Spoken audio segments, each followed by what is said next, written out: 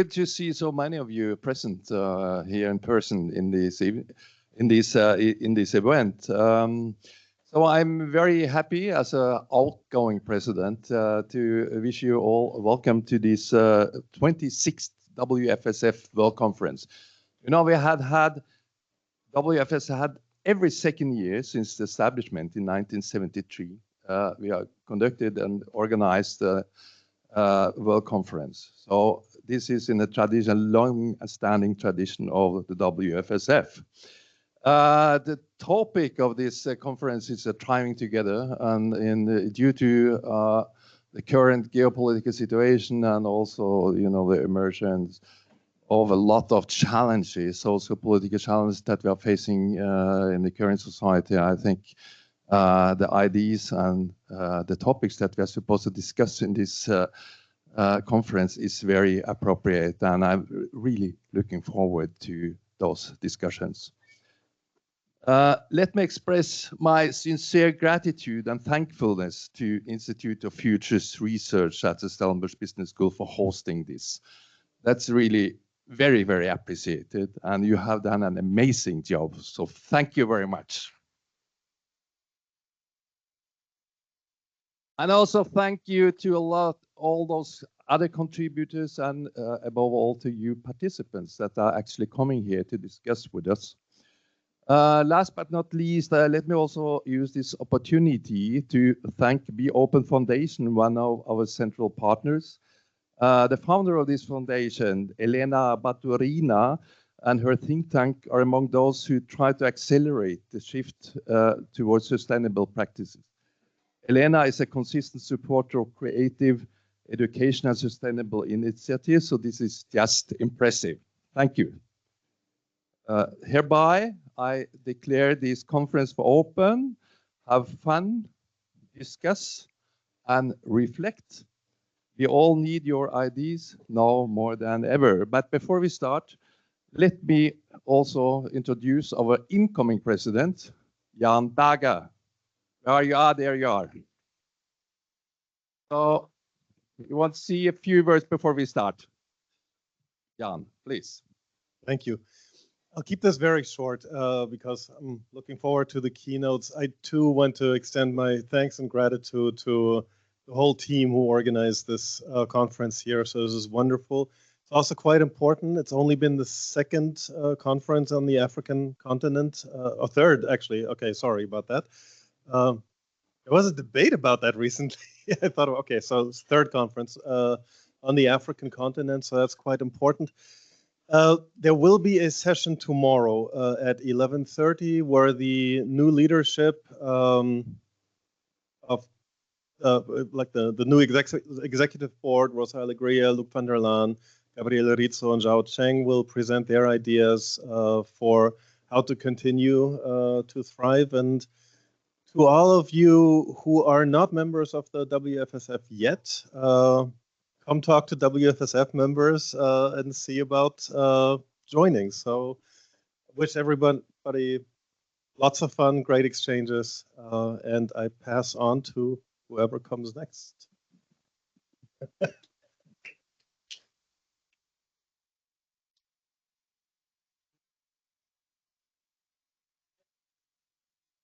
I now ask Luc, please, to come forward. Luc is the chair of the Program Accreditation Committee of the Federation, doing very important work, and he has a few things to say about that. The Federation 5 years ago started an initiative to look at the standards of foresight education and future studies education.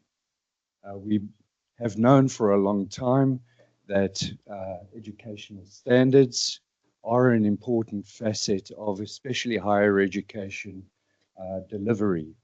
So towards that, the Federation established the Program Accreditation Council, who has now exercised and implemented its global standards for foresight education. I'm very proud, and this will also be quick, I'm very proud that at this conference, we would like to acknowledge the participants in that program and those that have received accreditation in this year. First, Tam Kang University.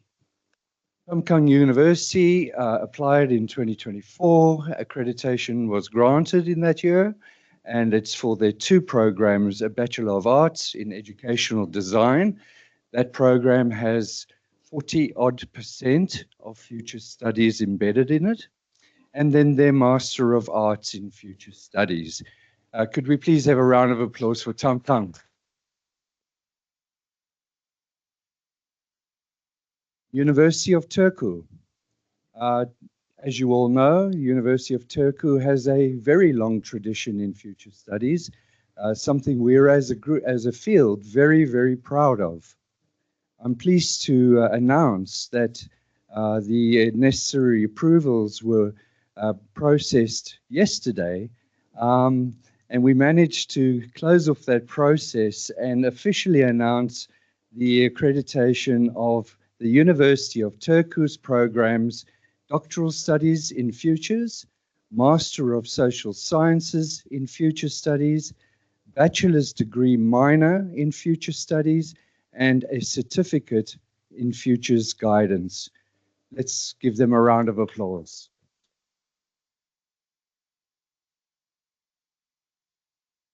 The Budapest University of Economics and Business has been accredited this year for their course in Strategic Foresight in their doctoral program. Well done.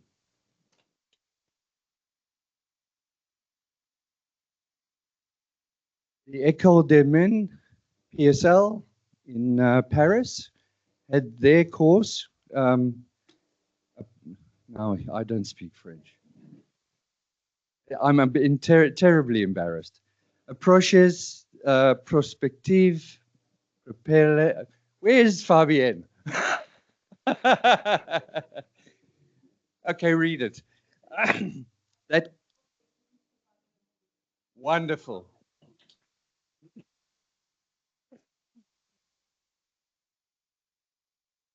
Then the Prince Mohammed bin Fahd University for their courses Introduction to Futures Thinking, Introduction to Future Skills, and Introduction to Systems Thinking. So let's congratulate them too. And that's the end of our presentation. Thank you very much, everybody. It's now my privilege to introduce the first of our two keynote speakers, and that is Professor Derish Ramjugannath. Obviously, his real CV would probably be about 50 pages long. I have a one-pager, which is impressive. So Derish obtained a BSc Engineering in Chemistry or Chemical in 1993, and then in 2001 a PhD in Engineering Chemical from the then University of Natal. Since April of this year, he has been the Rector and Vice Chancellor of this university, Stellenbosch University. Prior to that, he was the Deputy Vice Chancellor for Learning and Teaching. That had been from 2021. Before that, he was Deputy Vice Chancellor in Research from 2017 to 2020, and Pro-Vice Chancellor for Innovation, Commercialization and Entrepreneurship at KwaZulu-Natal from 2013 to 2017. He has also held the DST NRF South Africa Research Chair in Fluorine Process Engineering and Separation Technology at UKZN from 2007 to 2018. He was appointed full professor of chemical engineering at the ripe old age of 31 in January 24 at KwaZulu-Natal. And he just mentioned to me, just for interest's sake, that he has also been a professor at this Prospective that we just saw. I've forgotten the full name. He and his team have worked closely with the chemical industry in this country and internationally, numerous contracts and research projects. He has served on several company boards, has been a consultant for research and innovation for organizations globally. He's an entrepreneur and he's run startup companies, many of which have spun off from research at the university. He's also established numerous international collaborations with universities and industries all over the place. He has published and co-published so far more than 390 peer-reviewed journal papers, Maybe we should make it almost 400. Sounds even more impressive. Almost 400. And over 350 national and international conference papers. He's authored and co-authored numerous consulting and technical reports, published and co-published over 10 chapters and books. He has 7 patents, which have either been granted or filed, successfully graduated over 90 master's and PhD students, as well as supervised and co-supervised over 22 postdoctoral fellows. That wasn't enough. He's been the recipient of numerous awards and recognition, including the National Research Foundation President's Award in 2005, the National Science and Technology Forum Awards in 2006 and 2010, University of KwaZulu-Natal Vice Chancellor's Research Awardee in 2010, Honorary Professorship from Durban University of Technology in 2012, inducted as a member of the Academy of Science of the country in 2012, inducted as a fellow of the South African Academy of Engineers in 2013, the South African Institute of Chemical Engineers Gold Medal in 2013, and the same Institute Innovation Award in 2013. He's been listed by Thomson Reuters in 2013 as one of the most highly cited researchers, fellow of the African Academy of Science in 2016, fellow of UKZN in 2017, and most recently, the University of South Africa Entrepreneurial Development and Higher Education Deputy Vice Chancellor Award in 2020. So clearly a hugely illustrious. And may I also add, we are very grateful to you for taking your time off in your very busy schedule. I think it's highlighting the importance the university attaches to the work we are doing. So for that too, many thanks.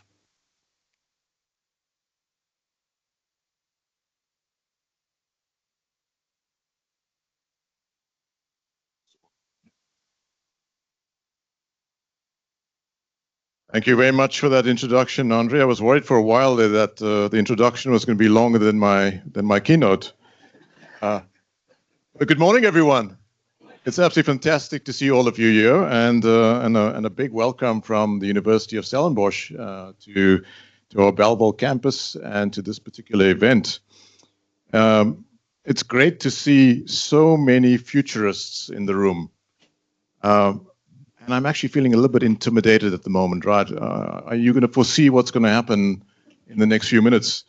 So to have so many futurists gathered here at Stellenbosch University on our Bellville campus, people like you who spend your time thinking about the most exciting, but also about the most unsettling questions of all, what comes next, right? I mean, that is probably got to be one of the main agenda points at the moment, given this world that we live in and the kind of changing geopolitics that seems to change every morning when President Trump wakes up and tweets something.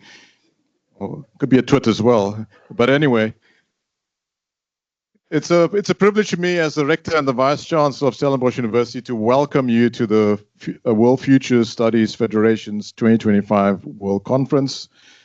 This is quite a milestone for us, not just as Stellenbosch University, but also as a country, for South Africa, and for us to be hosting this global gathering under the theme of striving together, imagining shared futures. Now, the World Futures Studies Federation, as many of you know, represents more than 50 years of global dialogue on futures thinking. It brings together researchers, policymakers, artists, technologists, educators, and people who understand that foresight is not the business of prediction, but of preparation, anticipation, and imagination. So here, over the next 3 days, the conference will explore various questions that matter deeply to all of us. Things like, how do we navigate risk and uncertainty? How can we design futures that are equitable, sustainable, but importantly, humane? With this kind of ever-changing, especially over the last few years, landscape on artificial intelligence, how do we bring back the humanity to kind of foresee that? And what values will guide us when the pace of change threatens to outstrip our moral imagination. These are the kind of issues, I think, over the next few days that you're going to be really deliberating on. These are questions that belong not only in the seminar room or in the boardrooms, but also in communities, in classrooms, in parliaments, and importantly at universities. This is the daily work that is needed for people that are helping to build tomorrow, to helping to shape tomorrow. So the theme Thriving Together captures something profoundly hopeful. It suggests that flourishing is not a solitary pursuit. It reminds us that well-being, whether it's social, economic, or ecological, can only be sustained collectively. At Stellenbosch University, we want to create, and we are striving to create, a student experience where our young people thrive. So to thrive together means acknowledging our interdependence. It means recognizing that the challenges facing one region, like things like climate disruption, okay, we're not meant to say climate change anymore, right? I mean, you were those of you that may have had the proposals, you've had to change the words in your proposals, right? So climate disruption, inequality, technological upheaval, all of these things are mirrored in one another. So it calls for us to move from a kind of competitive survival mode to one of collaborative thriving. And that's that kind of shift that we're going to have and we're going to see, but also about what we're going to prepare our students for into the future. And that, I believe, is what this conference is all about. A space to share methods, dreams, and commitments that cut across borders and cut across disciplines. So for us at Stellenbosch University, hosting this event is especially meaningful because we would like to think as an institution that futures thinking is part of our institutional DNA. Through the Institute for Futures Research and the Stellenbosch Business School, our university has been deeply involved in this field since 1974. Generations of students and scholars have passed through the halls, learning not just to analyze trends, but to anticipate consequences, but more importantly, to design possibilities. So the Institute for Futures Research has advised governments, it's advised industries, as well as social organizations, always with one central theme, that the future is something we shape, not something that simply happens to us. And I think that is why an event of this nature and the work that you do is so important. I'm going to repeat that again. The future is something that we shape, not something that simply happens to us. So to our Institute for Future Studies or Futures Research colleagues, and to the organizing committee, especially Professor Andre Roux, Dr. Doris Viljoen, and the manager, Dr. Hillet Bertrand, and all of the team. Thank you for keeping this flame of futures inquiry alive, growing, and thriving at Stellenbosch University. As a university, Stellenbosch University takes its responsibility to help society prepare for what is next very seriously. Universities are by nature future-oriented institutions. Our students will live in a world we can only begin to imagine of today. That's the reality. That's the world that we are developing and we are training our students for. The world of the next 40, 50 years in which they've got to play a contribution and participate as professionals in. That's why at Stellenbosch, we speak often about knowledge in service of society.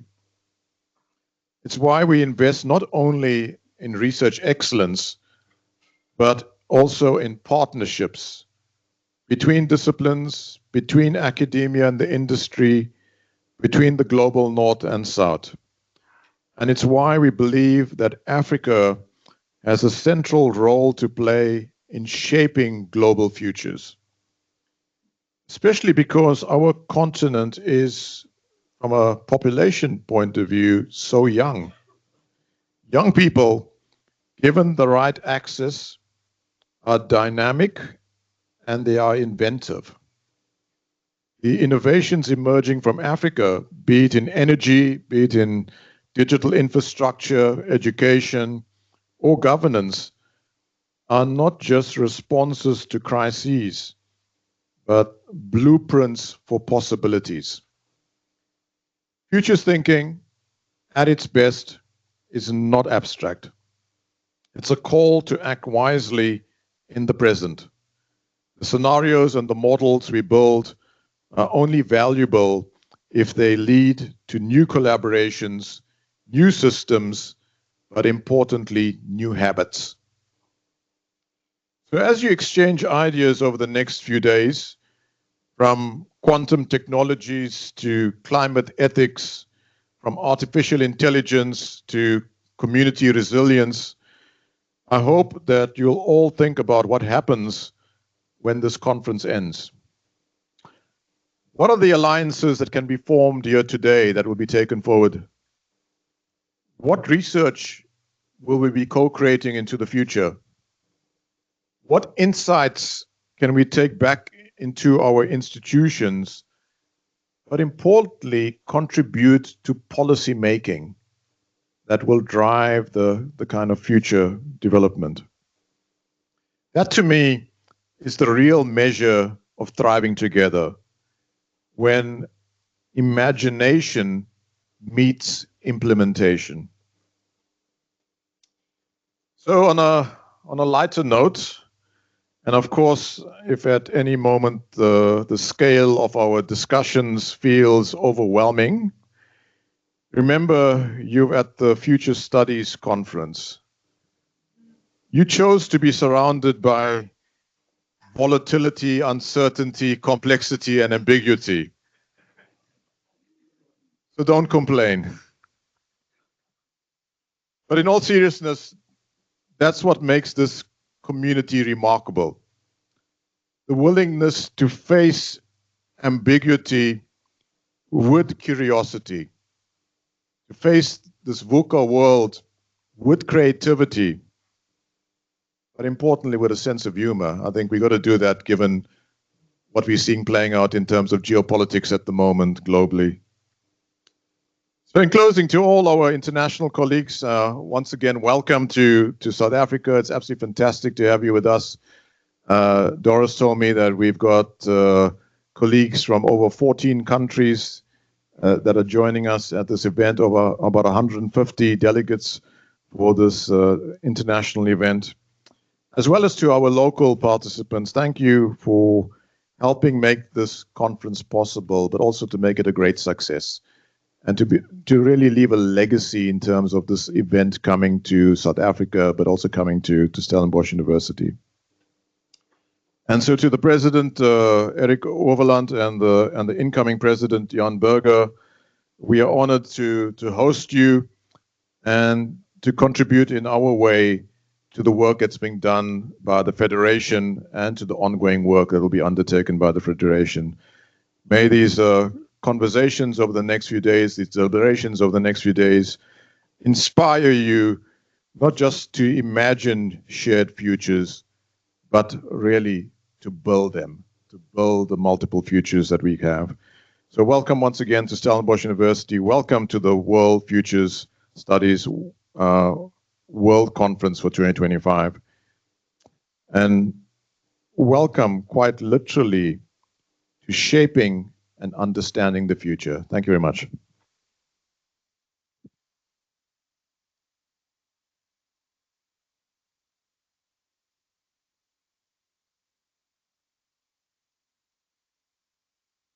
Thank you so much.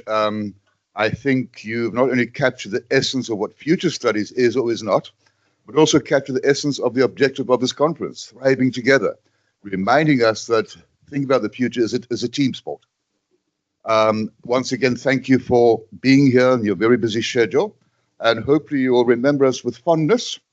So it is a very small gesture. Thank you.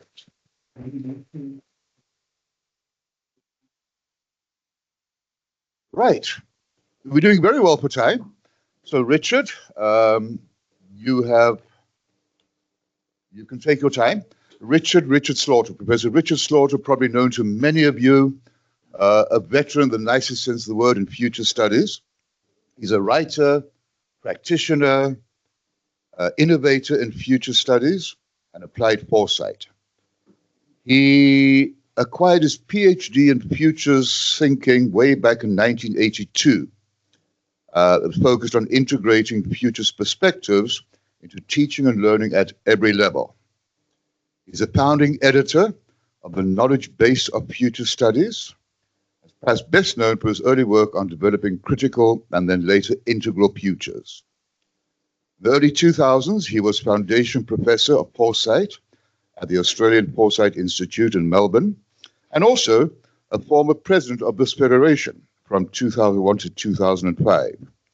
More recently, his research interests include reassessing the IT revolution and asserting the primacy of human agency in a dangerously over-technologized age.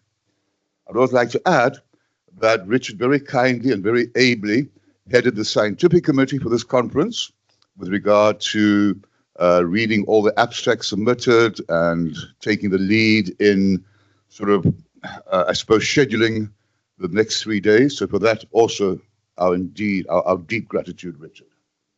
Thank you. Okay. And then, in addition, I just mentioned that he is the founding editor of the Knowledge Base of Future Studies.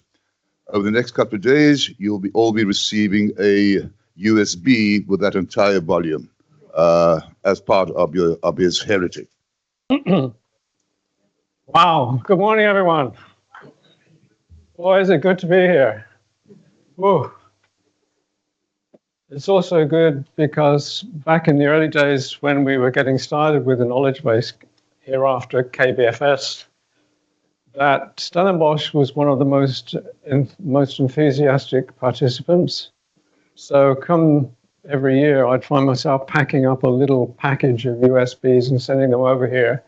And it was just so good to have that solid support year after year for something so new that people knew nothing about, and to know it was being used and being useful. It was really encouraging. So one of the reasons I'm so pleased to be here is that finally I'm able to meet some of those people, say thank you, and actually get a sense of Stellenbosch. So thank you again for that. The other thing I'd like to say is conferences. You know, they are so vital. It takes time and effort to get here, to get wherever they happen to be. And with the Federation, obviously that could be anywhere in the world. And it takes me back to my very first Futures Conference when I was halfway through my PhD at Lancaster, 1980, I think it was. Yes, 1980. The World Future Society back then put on a big conference in Toronto called the First Global Conference on the Future. And I managed to scrape some money up. I still have memories of leaving Lancaster on a train down to London and thinking, what the hell am I doing here? And yet, what happened was that I was going partly because there was a pre-conference seminar on teaching futures, and that was the subject of my PhD. So what I found when I got there was that up to then I'd had 2 years of theory, and here for the very first time, I was actually meeting folk who had actually taught futures in schools. So my PhD stopped being purely theoretical and it became practical. And that one point really made a huge difference to me. I also met Wendell Bell for the first time, received me with, as he did others, with enormous grace. And so I guess what I'm saying is going to these meetings gives you a chance to get to know people, to compare notes. And I can honestly say that it would have never been possible to even think of creating a knowledge base had it not been for the fact that year after year, not every year, but as often as possible, I'd go to conferences and meet people. And eventually, just ironically, as I was leaving Melbourne Uni, I was sending letters to about 120 people around the world, inviting them to take part. So the Melbourne experience finished, but I kind of afterwards looked back on that period, and it was a difficult time, but doing KBFS was one of the creative tasks that pulled me out of that, moved me into a different phase. So whenever things aren't necessarily going brilliantly for you, there's always something you can do. In my case, at that point, it was KBFS.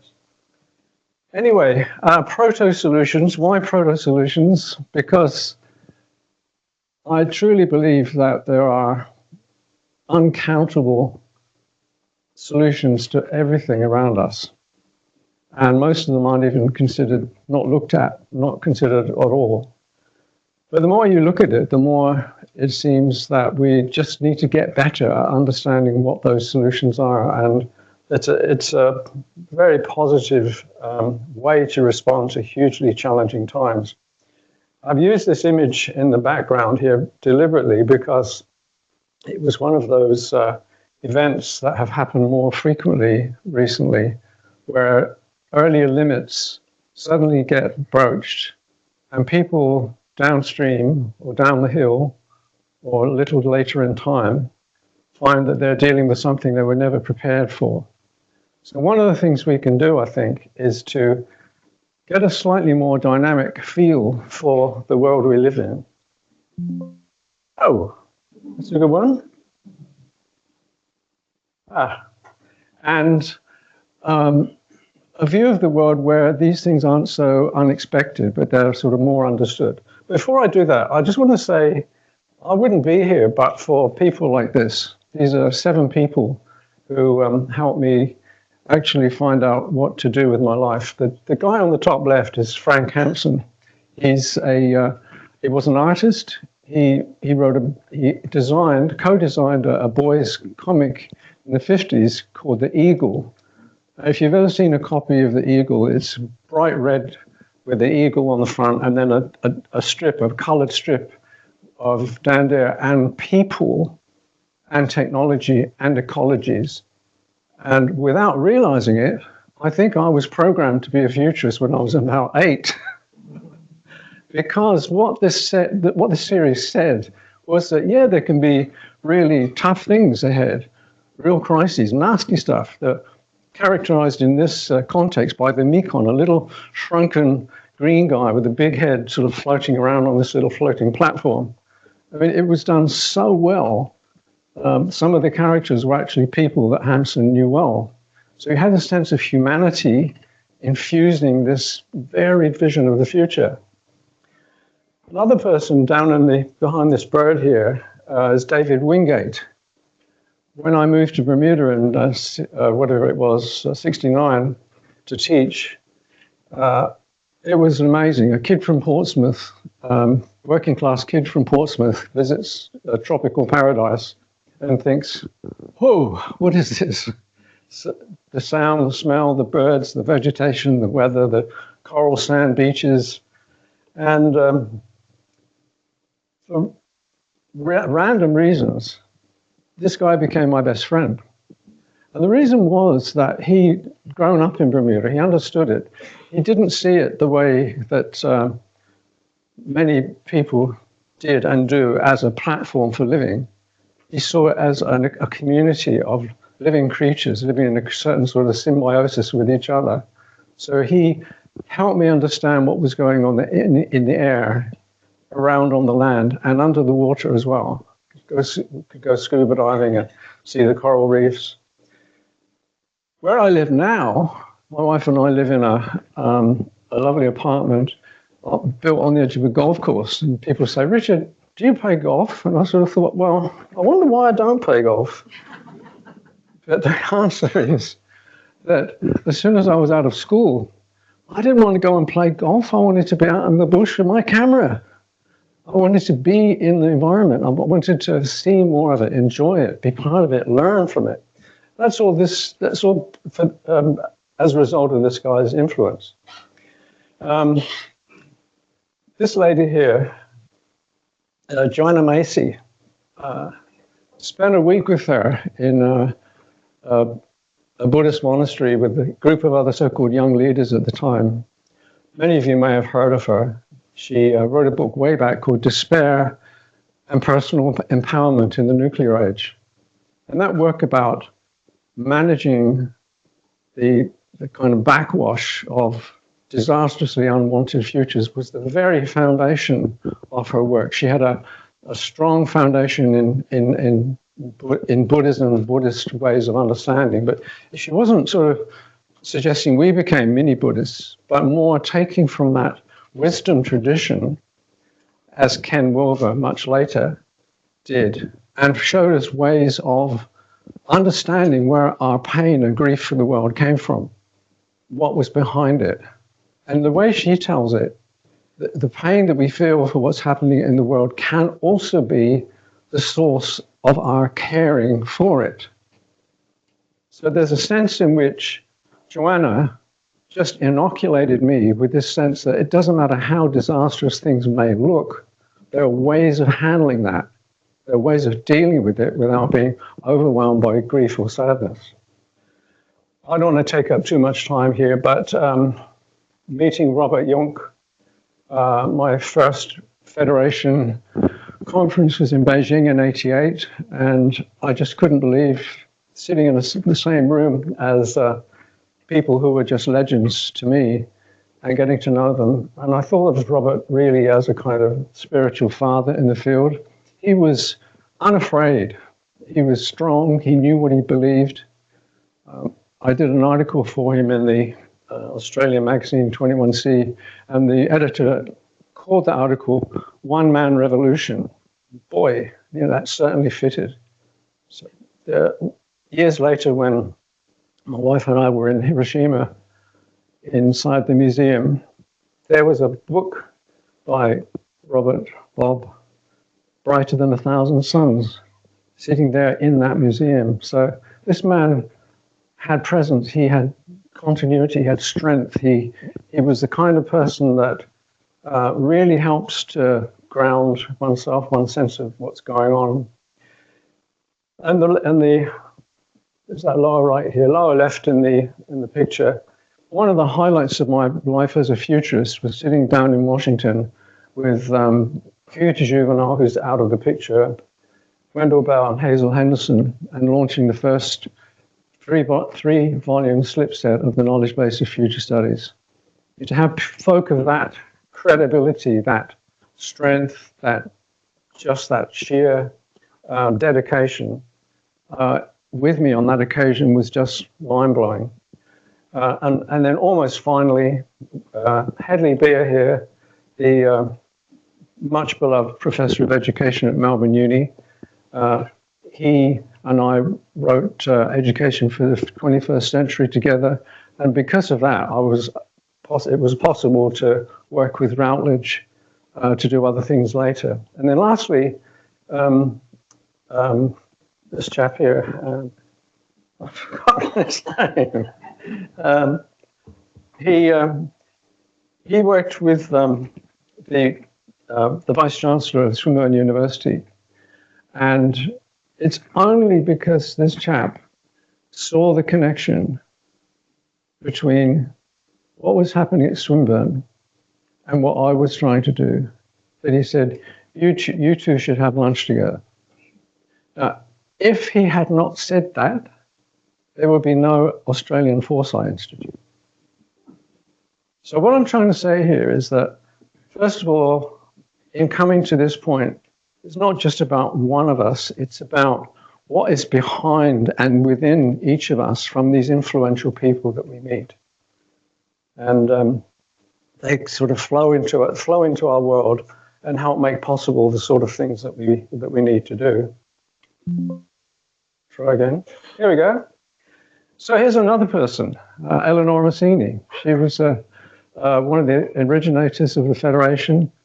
And back in 2005, I worked on a special issue of Futures about history and futures. And I think we're going to re-access some of that material and make it available because it's now 20 years. But I put a lot of credibility on the way that Eleanor saw the world. And looking at this recently, I thought, well, this is what I do. Pay attention to what's happening out there. Notice it. When things line up, it tells you something's happening. And in whatever field we're in, we must make this effort to understand others. And so this is, if you like, this is the basic futures methodology. You're paying attention, getting understanding and meaning from it, listening to others and getting a sense of what is happening.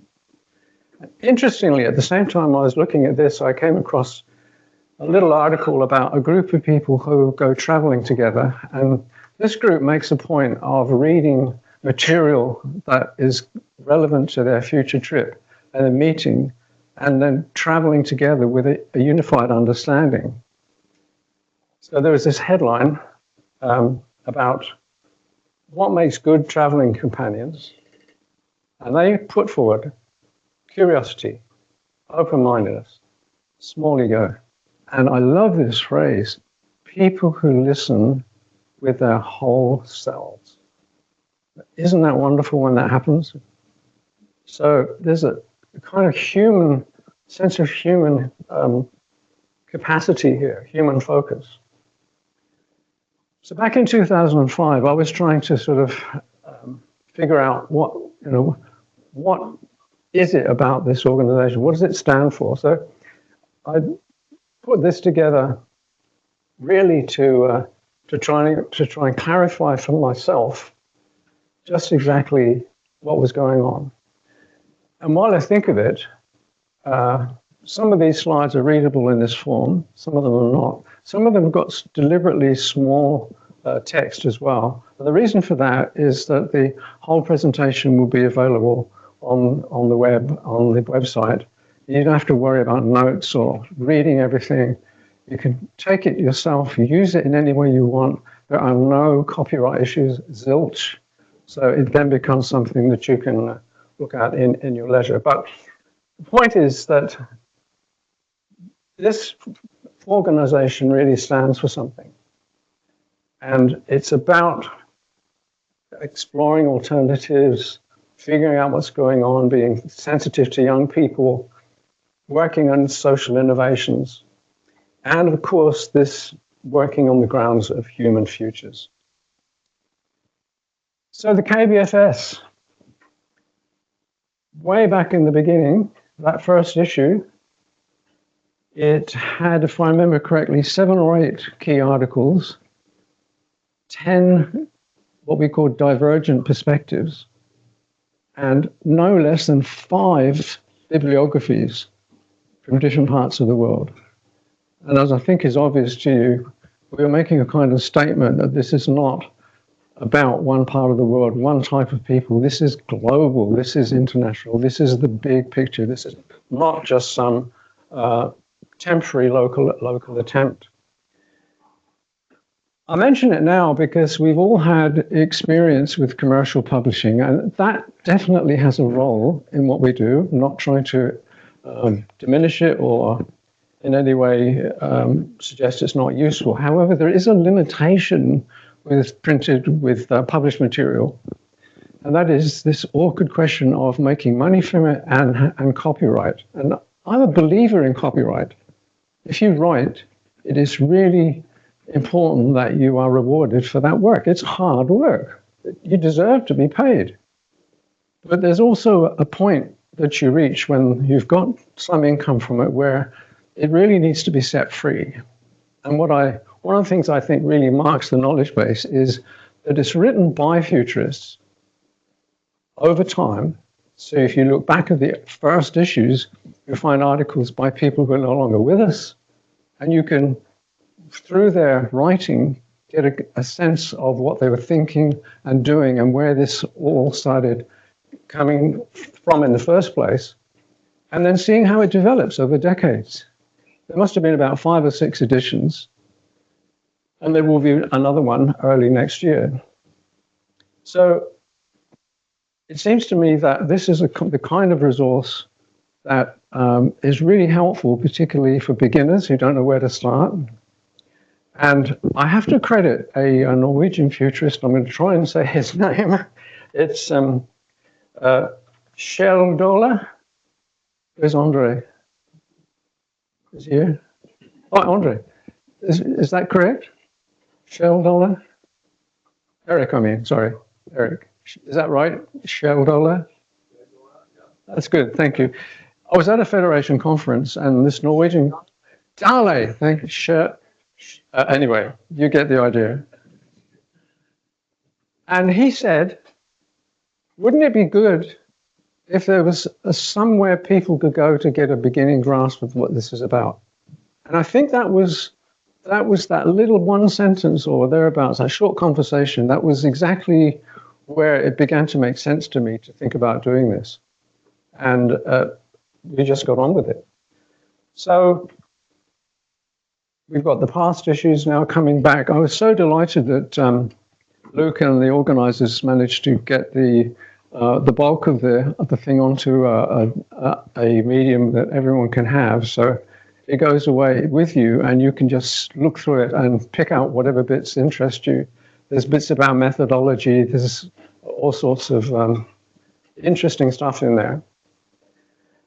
The small print at the bottom is just some of the praise that came from Wendell Bell and the graduate students from the University of Houston at the time said, KBFS is the best futures resource available, which is, you couldn't get them to say that.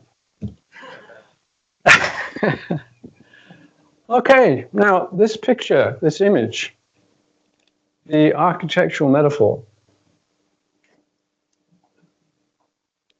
It was done by a Melbourne artist, a Melbourne architect called Richard Moschel, and it goes back a while, but I think it's one of the best I've ever come across, which illustrates that absolutely unshakable relationship between the visible world that we all inhabit and these foundations that sit just under the surface that make this visible world possible, that hold it up.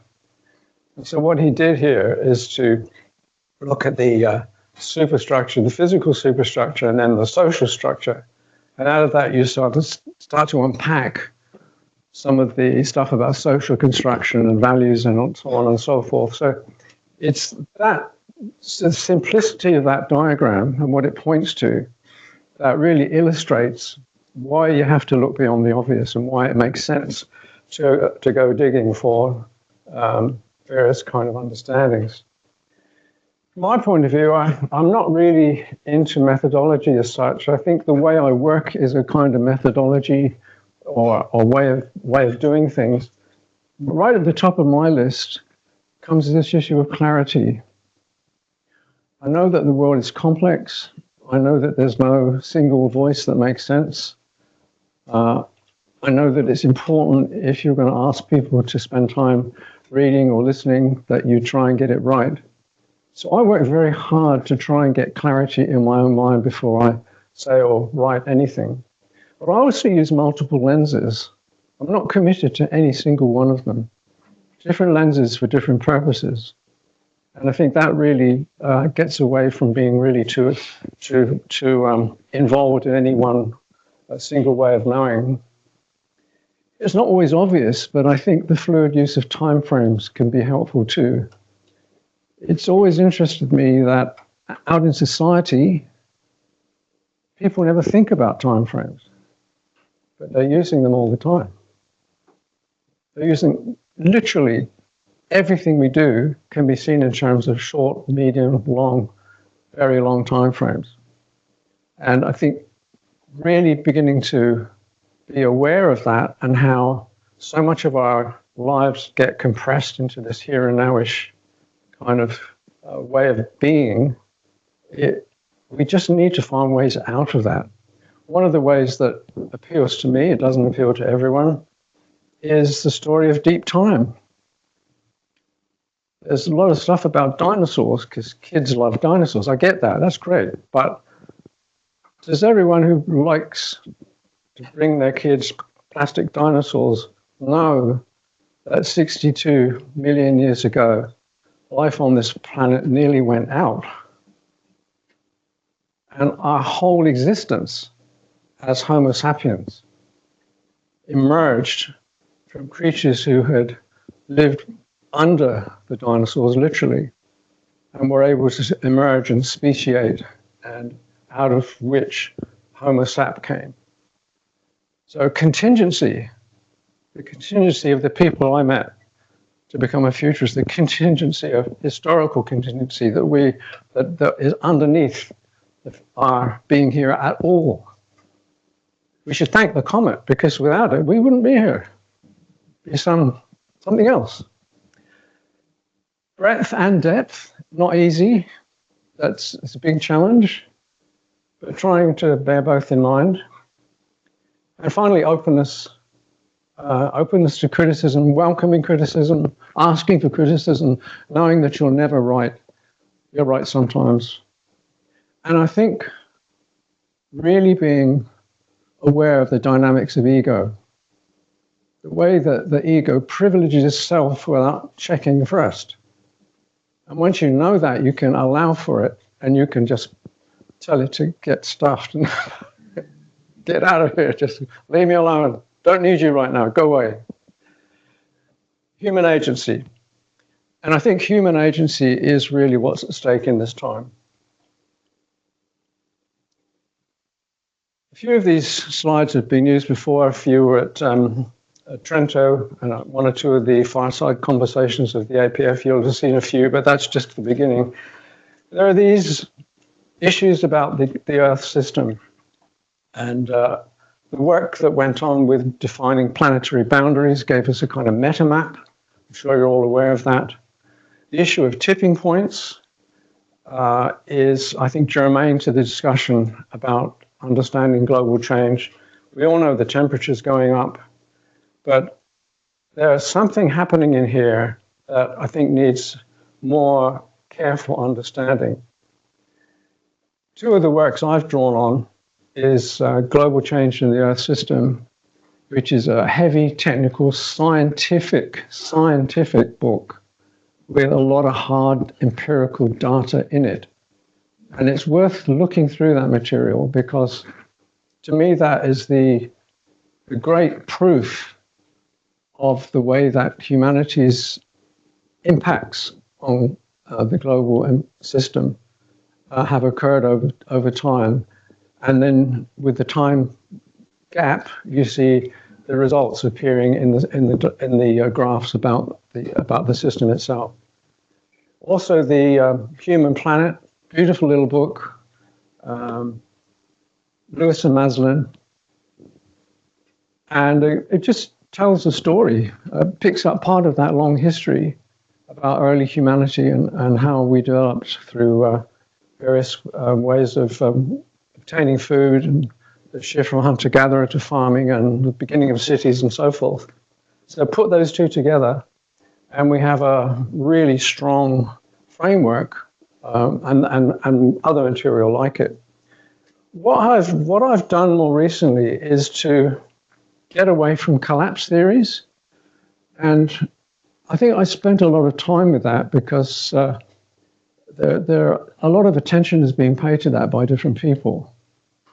There's an archaeologist did one, Joseph Tainter, back in the 80s, called the collapse of complex societies, and he has a theory about how it happens. And I think And that's all really well. It's worth looking at, it's worth thinking about. There's been some popular versions. But it seemed to me that there's a real problem with collapse because it's just fatalistic. If you're in a collapse, there ain't much you can do.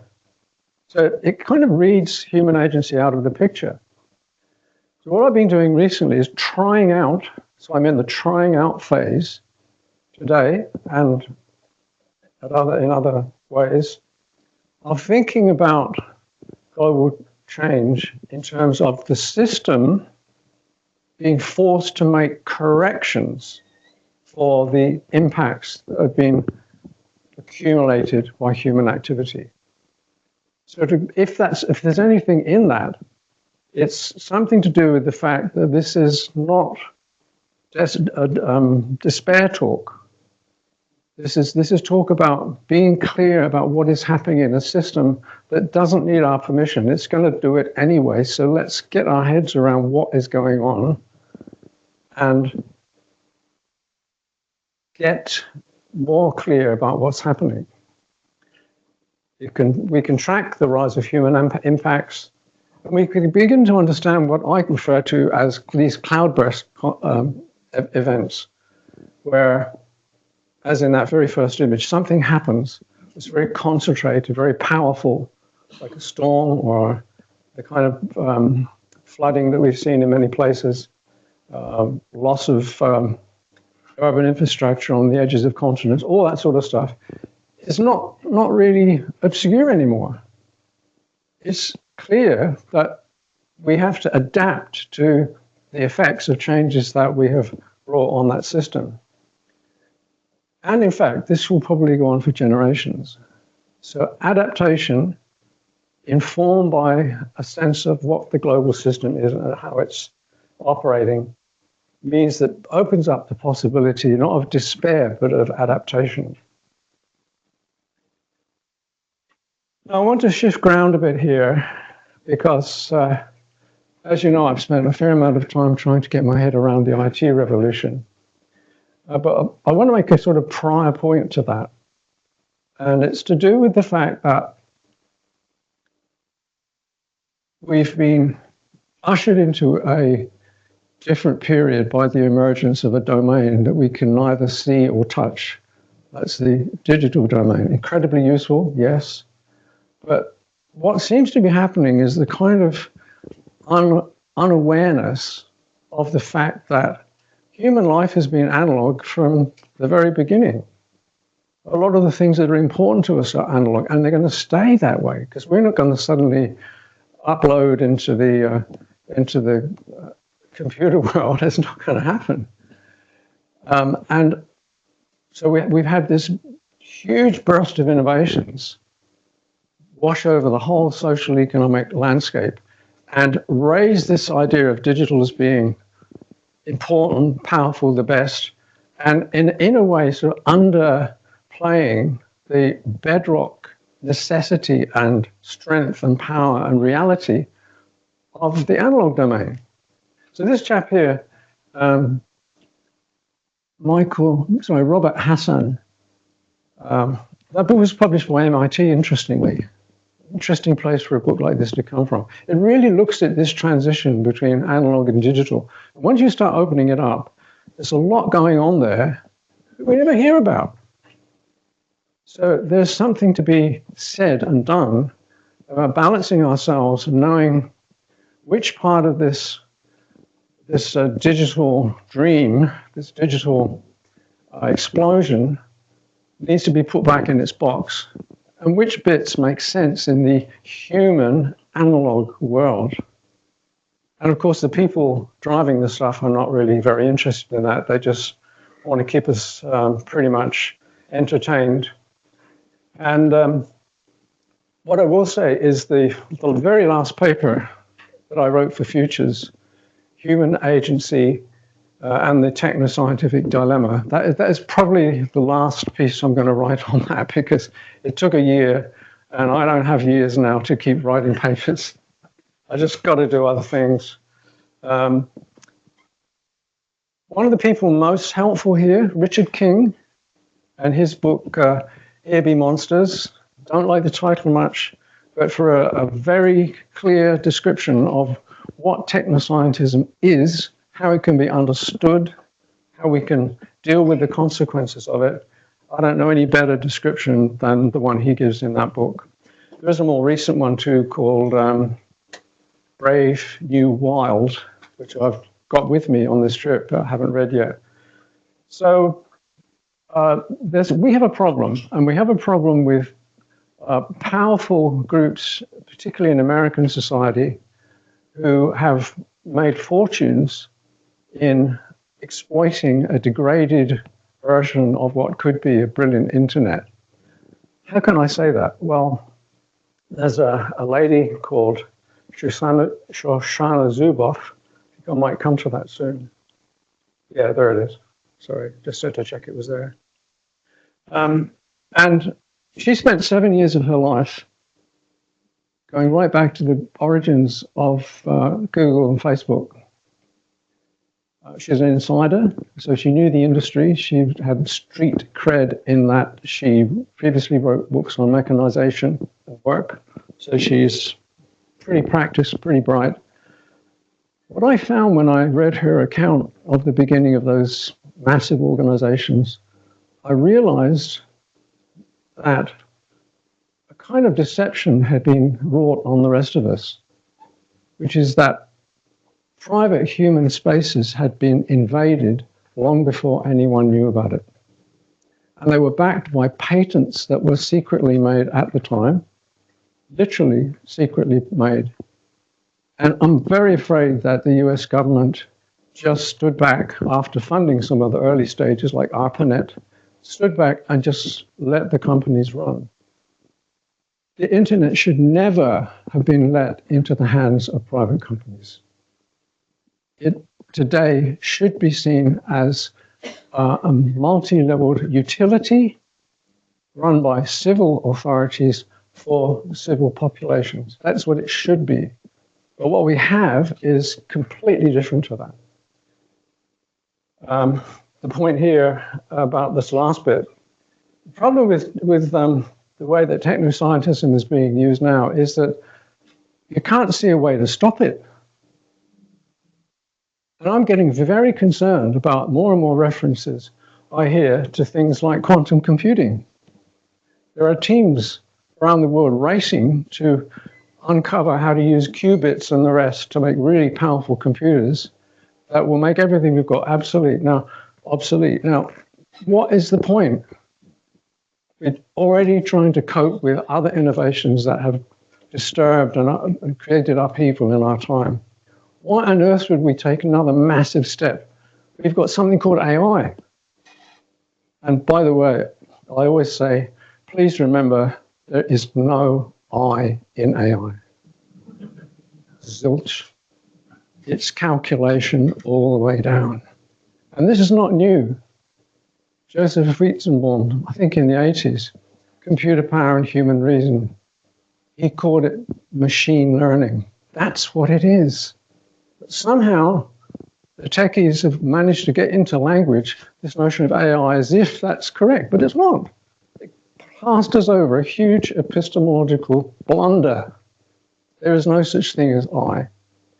So, we are stuck with these things that are happening, but we're not, because rather than be passive about it, it's really important, I think, to realize that there are specific social interests behind it who are working flat out to create the kind of high-tech future that suits them.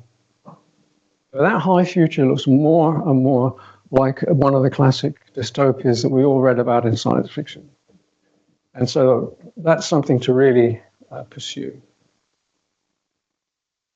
I remember at the beginning when IT was getting introduced into schools in the form of laptops, and I kept this magazine from a private girls' school in Melbourne from 1990. I called it Laptops in Arcadia, because they were trying to say they were forward-looking and helping kids with the new tech. At the time, Nicholas Negroponte was the guru of the age, and everyone was quoting him, and he had some really powerful things to say. He said that like a force of nature. The digital age cannot be denied or stopped. Hey guys, it's coming anyway. Don't ask me. It's just going to fall right on you. What? These are the things he thought would happen. But you know what? Not all of them. As time went by, you could see that there were things that weren't quite what was expected. So I came to start thinking that it would be helpful to see the internet in terms of 4 stages.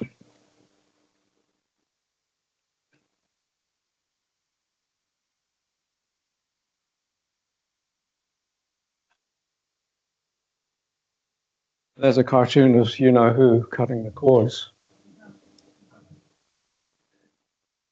John Sylvester is a crime reporter for the Melbourne Age, very experienced man who's just seen it all and writes very clearly and soberly about stuff. So when he came out and said, when most of us think of e-crimes, we think of money laundering and global scammers, we send millions of emails to hook the vulnerable. But the internet has become the single greatest weapon in the criminal world. Ask any police person. Luke and I were at a seminar with police just a few years ago, and we had a chance to actually talk to some of the people, men and women, who actually go out and do the hard stuff in having to look at stuff that none of us would really want to see, and trying to sort of build up society's ability to handle and manage the stream of garbage that comes out every day across the internet. So the initial impulses were fine about humanizing, developing, spreading information and so forth, but the actual results, very, very suspicious. Here's a few examples. Useful books, Age of Surveillance Capitalism. I rather liked Katie Cook's book on the psychology of Silicon Valley too. Boy, what a bloke's culture that is. It's so obvious. Someone with real psych understanding goes in and looks at it, and it's so clear that it's just so narrow and so focused on certain limited concerns. And now there's this magic little statement by Mohsin Hamid, and that really stuck with me over the long term. Because if I want to explain to myself how we got to this point where technology is overwhelming humanity, as it seems, how did it get that way?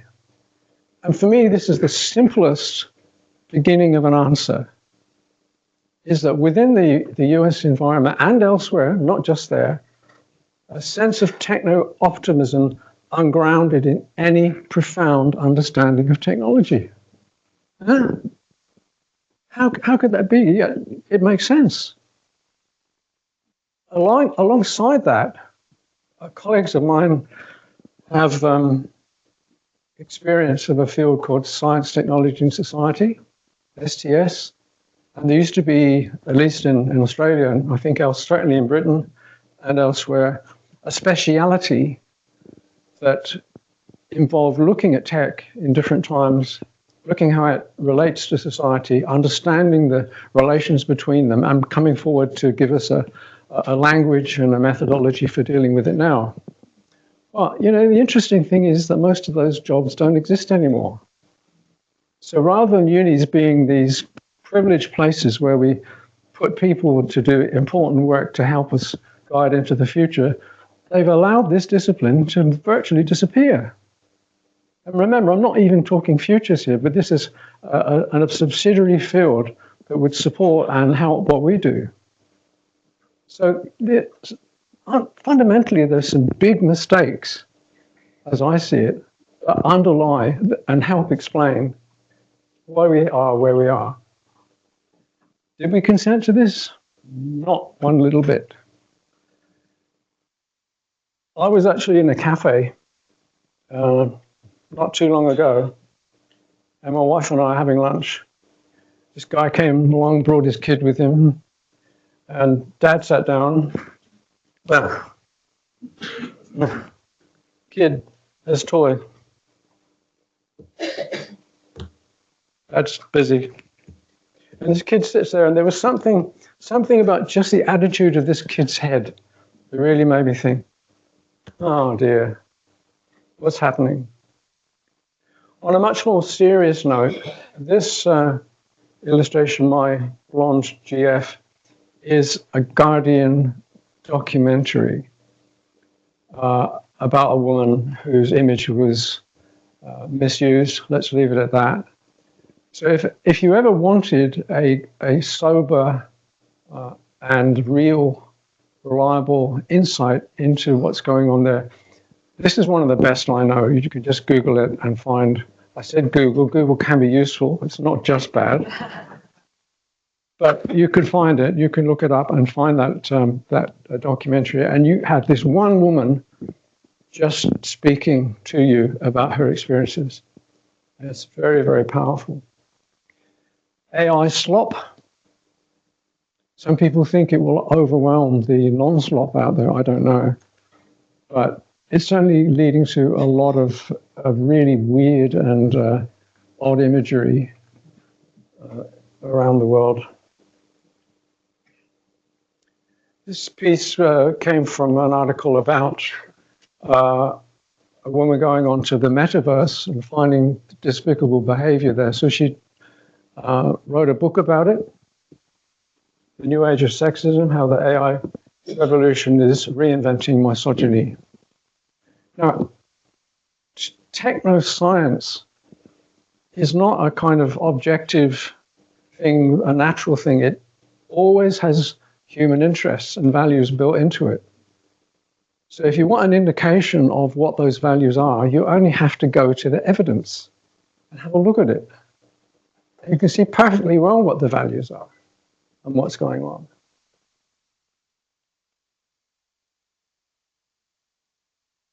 So the authoritarian visions are about building space stations, going to Mars, making ever better computers, life extension, all that stuff coming together for the benefit of the internet oligarchs and their mates. As a side issue, you notice that this slide is different to all the others.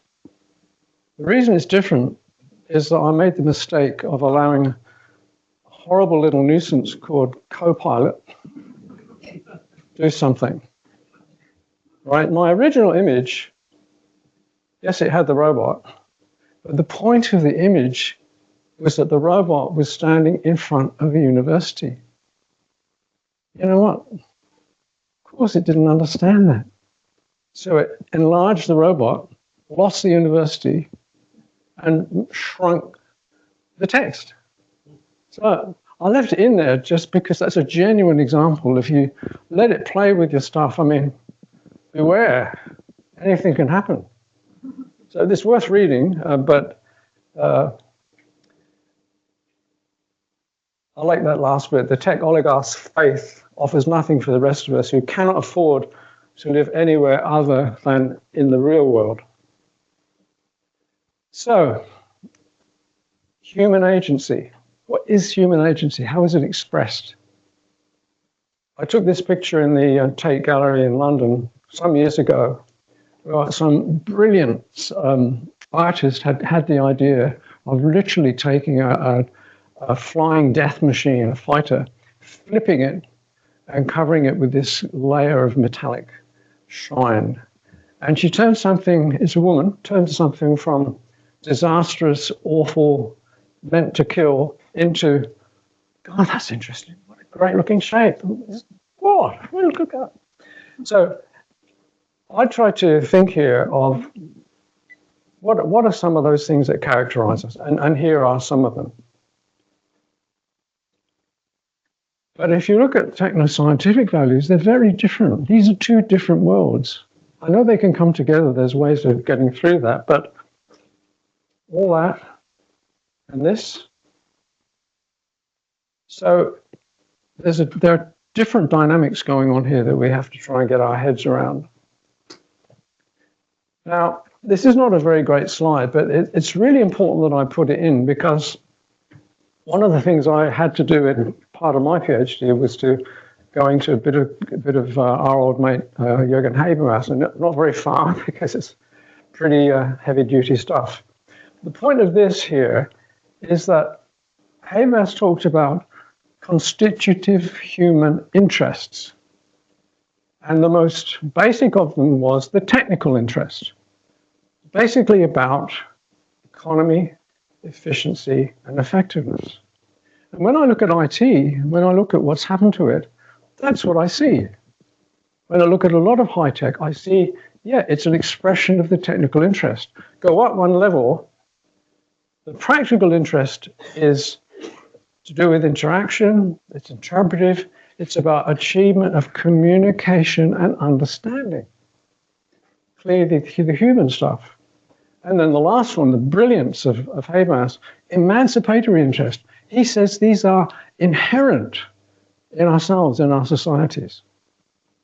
So you can see from just that slide how much is missing from thinking that technology is the main game. It's not. It's actually dealing with one possible human interest and ignoring the other two. So it's something to really crack its big, sexy image. Bring it back to human things. Now, I'm not going to go into any detail about integral stuff. It's a lens that I use. Sometimes I write papers without any mention of it. It just depends what you're doing, how useful it is. But I think what I found most useful about heading into the integral realm was that it brought the human reality into futures thinking in a way that nothing else ever had. Because central to it is the sense of values, worldviews, ways of seeing, and so forth. And if you come in on that level, you get access to the work of psychologists, human stage development theory. It's all very well to say that America made a big mess of X or Y or Z, but at the end of the day, we're actually talking about ourselves. People say, you talk to people about futures and they say, oh, it's human nature, can't do anything about that. But hang on. Human nature is understandable, it's malleable, we can understand it, we can learn from it. And if we put it into some sort of practice, we can see how different worldviews, qualitatively different worldviews, disclose different possibilities. And as you go through the developmental hierarchy, you have more options, not less. If you go down the hierarchy, you lose the options. So there's something here which speaks, I think, to all of us that are trying to deal with a complex order. It doesn't mean we have to go and spout integral stuff or talk about it all the time, but it is an element of the futures, one of the futures lenses that I think can make a huge difference. And here, this was just an attempt at the end of my 2010 book on the biggest wake-up call to use that in order to give a kind of, you know, the distant star in scenario planning, the thing that's distant but really high and shines and helps to illuminate possibilities. That's how I see civilizational renewal and fresh horizons. I see it as the sweet zone on this hierarchical map. So there's something to aim for there, something to move us up. My colleague J.K. Jakkonen from Finland, and I recently finished a book, the last book to come out through Luke's old university, on integral foresight. We did it together, and some of his observations in that book can be directly tied in to what I've said here. And it is an online open access text, so you know, I better start wrapping up here. Proto solutions. One way to use the four quadrants, inner, outer, individual, collective, is to look at generic possibilities in each domain. If you're thinking tech, you're stuck in one or most two, but bring in the human side as well. The number of options emerges. You can sort of look at that over time. I found Doris Vallejo's book, Papyrus, inspiring in reminding me of 5,000 years of analog culture and what it meant, what it means. So this is just a summary of how meaning, it was Wiesenbaum who talked about people projecting meaning on mechanical operations. There's things that we can do here to look freshly upon the long history of humanity in this way. Innovations in society and culture. I love that eagle just coming down on that drone. Ha, gotcha. Think you're so great, get lost. I've talked about this, so I'm not going to keep repeating it, but I think the basic point here is that critical and integral foresight focus on enhancing human agency, human futures, what the Federation is all about, and value-directed action towards open, humanly directed, humanly viable futures. A couple of quick examples. Now, the stuff under her picture is for you to read when you've got time and if you're interested in doing so. She has been a reporter and an editor in the Philippines. She's really been through it. She was at the National Press Club and then later at the UN in New York. She says, without facts, you can't have truth. Without truth, you can't have trust. Without trust, we have no shared reality. So this is existential. And people like Maria Ressa are across it. They know what needs doing. So I think this is where we come out of our futures domain, as we always must do. We pay attention to the people who are around us who know what they're talking about.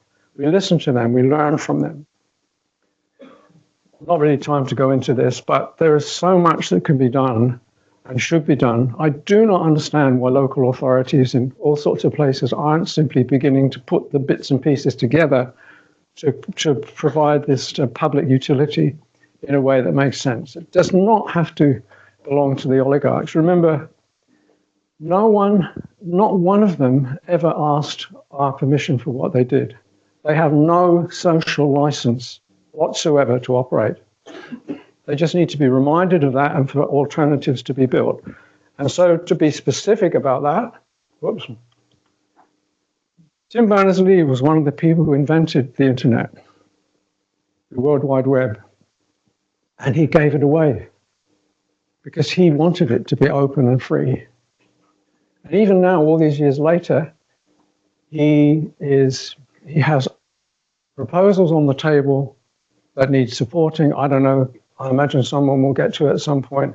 And then this is what he says needs doing. Boom, boom, boom. Regulate big tech. Build public interest tech. Scale up from small to big. Scale up viable solutions. So I wanted to let one of my best friends in Australia have a look in. She's a rose-crowned fruit dove. She lives just outside Darwin, and she's beautiful. We always, in my view, have to bear in mind that we are part of a living world, not a cold, dead world of electronics and circuits. Okay, we can accommodate some of that, but let's just be part of the pushback so it finds its right place in the analog world instead of overwhelming it. The more the tech infrastructure, the heavier it gets, the more extended it gets, the more humanity is kind of shrinking into a smaller space. And that is not a good way to go. I finish with a quote, and if you told me I would do this, I would not have believed you. But as I was looking for a way to finish this, I found this quote by Arthur C. Clarke, who's not a man I got on with very well at all. Let's not go into that. Before you become too entranced with gorgeous gadgets and mesmerizing video displays, let me remind you that information is not knowledge. Knowledge is not wisdom, and wisdom is not foresight. Each grows out of the other, and we need them all. That's it. Thank you. Thank you. Thank you.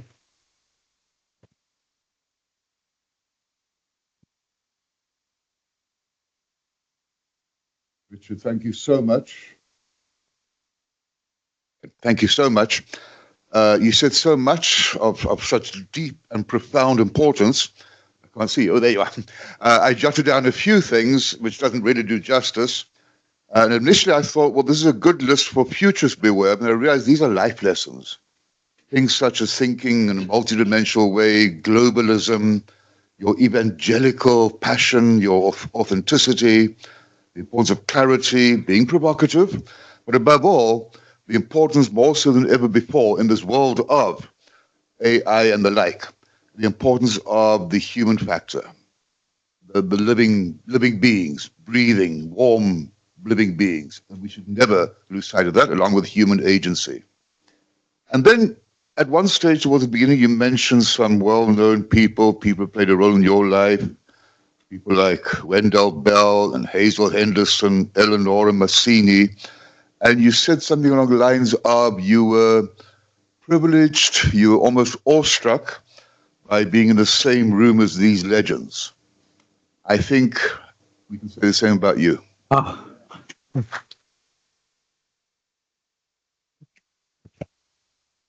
So, again, it's been a profound privilege to listen to your wonderful work, pearls of wisdom, and your knowledge and your exposure going back almost 40 years, if not longer. And we're very happy we'll be able to see you again over and over again for the next 3 days. Once again, thank you for your involvement on the scientific committee and for making available the knowledge base USB. We do have a gift for you, but for logistical, bureaucratic reasons, it didn't find itself to the venue today. But thankfully, you're going to be here for another 2 3/4 days, so we'll certainly make sure you get it. thank you. Thank you. Thank you. Now, a bit of housekeeping. Just some general points, no real order of importance. I think by now many of you have seen there's a Wi-Fi code. It should be on this in front of me here. Hopefully it works. It should work. We will be breaking in a while for a tea refreshment break. And then from there onwards, you will then disperse to the various streams that you have selected, as well as two workshop choices.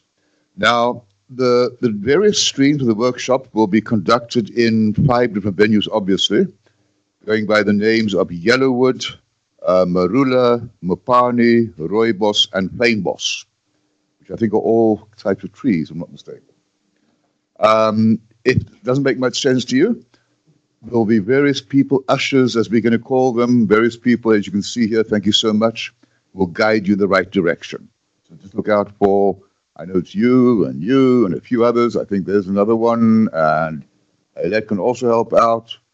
Anybody who looks official with a maroon T-shirt will guide you there. The plenaries each day, such as today, will be held in this one, which is Yellowwood. I would also like to, I know everyone says this, but timing is rather important. We have some very tight schedules here and there. So lunch will be served at 1 o'clock. It'll be downstairs, but again, various people will guide you as to where that is. And then we have to start again sharp at 2 o'clock. And in particular for today, those of you attending the gala dinner, please be aware that the bus will leave at 5 o'clock. To make sure we get there well in time for 6 o'clock. Bus will then depart from the venue at around about 10 o'clock. That's also very important, various reasons. One being, interestingly, that part of the agenda for the gala dinner, as a preamble, is beating of drums. But that has to cease by a certain time so as to not disturb the neighborhood. So please, we must follow these agendas, follow these time scales. Talking about lunchtime and refreshment time, we have, thanks to our caterers, we have for the 3 days, 3 separate themes regarding culinary delights. Today is South African, tomorrow is Egyptian, and Friday is Moroccan. Whoa. So to give you some little taste, excuse the pun, of today, you will find things such as biltong. Now, for those who don't know the word, it has its origin, interestingly, not in a snack as we see it today, it's a delicacy, has its origin in survival. So a few hundred years ago, when various settlers, Dutch settlers, needed to go on long journeys, there were no fridges, of course, so they needed to preserve their meat on these long journeys. And therefore they cured it and dried it with salt and vinegar and spices, and it became a very important means of survival. Now it is loved by many people. It's not beef jerky. It's probably the closest you get to beef jerky in America. But that's a different product, and ours, I'd like to think, is more superior. Sorry, Jay. Then you have a sweeter delicacy called Cook Sisters. Not sure about the origin of the word, because directly translated is Cake Sisters. But also originates, well, there are actually two versions. The one has a Dutch origin, comes from the word really cake twist. And then you have the one with a Cape Malay origin, a different heritage, and developed by our Cape Malay community, who are really descendants of enslaved people and even exiles brought from parts of Asia. Many others. I won't bore you with all the gory detail, but you'll come across the word braai. Best translated as a barbecue, but it's far more than just than a barbie. A barbecue is a cultural thing. Sorry, not a barbecue. A braai is a cultural thing. Brings together families around a fire, different cultures. It's more than just preparing a meal to eat. It's far more than that. It's having, if you that way inclined, appropriate alcoholic beverages, taking as long as you can to cook a piece of meat, relaxing, and you'll come across either the event itself or the products of a braai over the next few days. I'll say more about tomorrow's cuisine tomorrow. Meanwhile, a bit more housekeeping. If you need to powder your nose, then out these doors and to the left, you'll find the powder rooms, as I say, in some parts of the world. Coffee is available during the breaks. And in addition, you can purchase coffee at the little cubicle any time of the day. We would like to urge you to join a WhatsApp group for networking opportunities. Our social media, it's hashtag WFSF2025 Cape Town. I'll repeat that, hashtag, and then one long word, WFSF2025 Cape Town. You'll also note, in fact, they're probably already up and running, various exhibitors in the foyer and various parts of the campus. They will showcase various artifacts and publications, materials during the conference. Spend some time, pay them a visit. Here and there might be products for sale. They would accept card payments only. Then you might also notice as you entered the premises this morning at reception, as you're entering on your right-hand side, there's a blue van. That's a rather special thing. It doesn't look all that special from the outside. It is a Cape Town Tourism Virtual Reality Experience, VR experience. So pay a visit there and see what they have to offer. There's quite a lot of Marties. Marties is the abbreviation or the word for Stellenbosch University. Memorabilia and things, T-shirts to buy and branded stuff. And they have a little pop-up shop, which will open this Friday for those interested in buying mementos of the university. The pop-up shop, I presume, is going to be there again, down that passage. And then I think before I stop talking, and I'm sure this will happen over and over again, I would like to already thank a number of people. I'm going to miss many out. There are many who should be and will be thanked. But I would like to ask two people in particular at this stage. You've all met them. Hey, Let, can you perhaps just get up and show your face? And Doris, of course. They are the real drive makers and shapers and driving forces behind this conference. And they know it. Maybe they don't know well enough how grateful we ought to be to them. So thank you, Doris, Haylet, thank you so much. And I'll thank you again. I'm sure many others will as well. Right, it's been a fairly long session, and we've actually, it's a good start, we're in time.